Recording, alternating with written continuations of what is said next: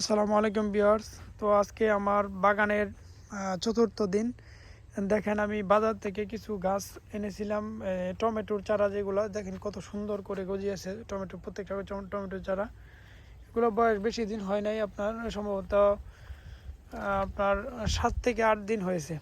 আমি একটু বড় দেখে চারা বাজার থেকে নিয়ে আসছিলাম, সম্ভবত 150 টাকার কিনে। তো এগুলো আমি রোপণ করছি, রোপণ করার পর কিছুদিন পানি দিয়েছি, পরিচর্যা করার পরে এখন দেখেন প্রত্যেকটা গাছের কালার কীভাবে সুন্দর করে সবুজ হয়েছে।